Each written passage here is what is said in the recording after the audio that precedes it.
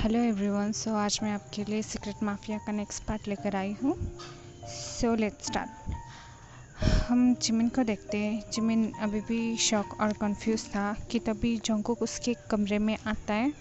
Jungkook कहता है, ओह तो तुमने खाना खा लिया। जिमिन एंग्रीली जंगकुक को घूरता है और शाउट करके कहता है, तुम ऐसा क्यों कर रहे हो जंगकुक? और तुम्हें कैसे पता कि खाना टाइम पर नहीं खा खाया तो मेरे हेड में पेन होता है। मैंने जोंगकुक जोंगकुक एंग्रीली कहता है, मैंने कहा ना तुम्हें तुम्हारे डैड बताएंगे ये सब, ठीक है? फिर जोंगकुक स्वीटली कहता है, तुम्हें पता है कल कल कल का मेरा क्या क्या प्लान है तुम्हारे लिए? तो मैंने कुछ वेडिंग आउटफिट भी तैयार करवा ली, तुम देखना चाहोगे? फिर जंगकुक बाहर खड़े हुए सर्वेंट्स को बुलाता है। जंगकुक सर्वेंट को कहता है, हर एक वेडिंग ड्रेस मेरे होने वाले हस्बैंड को दिखाओ। फिर सर्वेंट जिमिन को वेडिंग कॉस्ट्यूम दिखाने लगते हैं, पर जिमिन उन कॉस्ट्यूम को नहीं देखता। जंगकुक ये बात नोटिस करता है और सर्वेंट्स को एंग्रीली घूरने लगता है।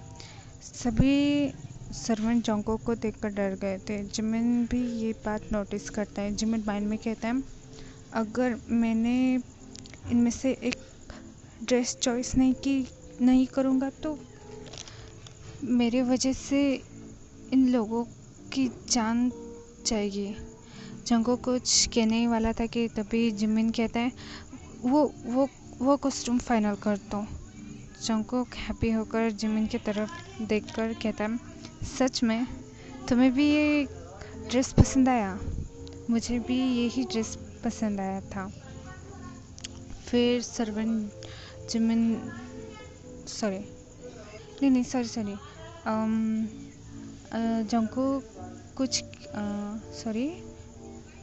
जंगकुक हैप्पी होकर जिमिन की तरफ देखकर कहता है, सच में मुझे भी ये कॉस्ट्यूम पसंद आया था।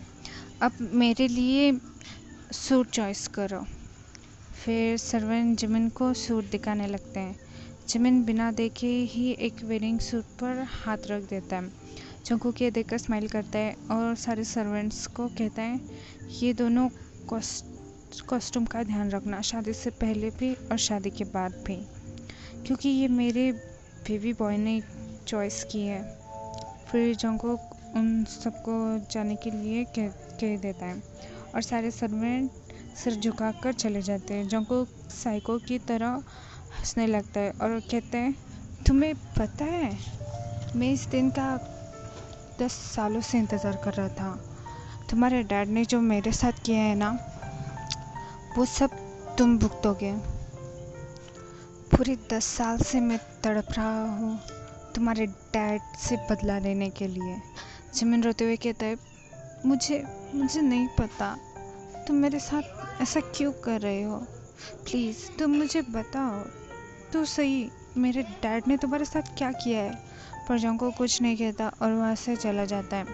नेक्स्ट हम एक मेंशन में देखते हैं जो कि बुसान से थोड़ी दूर था। वहाँ पर सिर्फ एक मेंशन था और आसपास फॉरेस्ट था।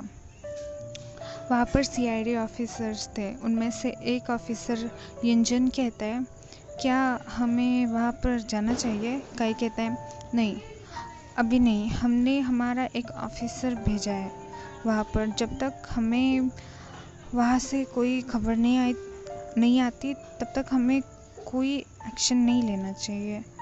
बमग्यो कहता है, पर आपने उससे ही क्यों भेजा है? कई कहता है, क्योंकि मुझे पूरा भरोसा है कि वो सीक्रेट माफिया किंग जेके को ज़रूर अरेस्ट कर पाएगा। जंजन कहता है, सर हमें ये तो पता है कि माफिया किंग जेके कौन है, पर अगर उसे क्राइम करना ही है तो वो सिगरेट माफिया क्यों बना और सुबिन के गैंग के लोगों को ही क्यों मार रहा है।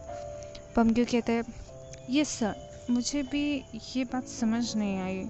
कई कहते हैं मुझे भी ये बात नहीं समझ आई, पर हमें ये सब जल्दी पता चल जाएगा। जगह ऐसा क्यों कर रहा है? काई, ये है काई, एक सीआईडी ऑफिसर अंजनी का बॉयफ्रेंड। काई काई को जेके को पकड़ने का ऑर्डर मिला था और काई के साथ साथ पॉमग्यू, ह्यूंजुन और एक सीक्रेट ऑफिसर काम करते हैं। एंड वो सीक्रेट ऑफिसर कौन है वो आपको आगे पता चलेगा। ओके, स्टोरी पर आते हैं। नेक्स्ट हम बोगम एंड रोज को देखते हैं। रोज गुस्से में कहती है बस बहुत हो गया है बोगम, शायद मुझे ही कुछ करना पड़ेगा। बोगम कहता है ठीक है, मुझे उनके पास जाना ही होगा शायद। ऐसा कहकर बोगम वहाँ से चला जाता है। ओके एवरीवन, सो आज के लिए बस इतना ही। एंड मुझे बताना कि ये पार्ट आपको कैसे लगा। And thanks for watching this video.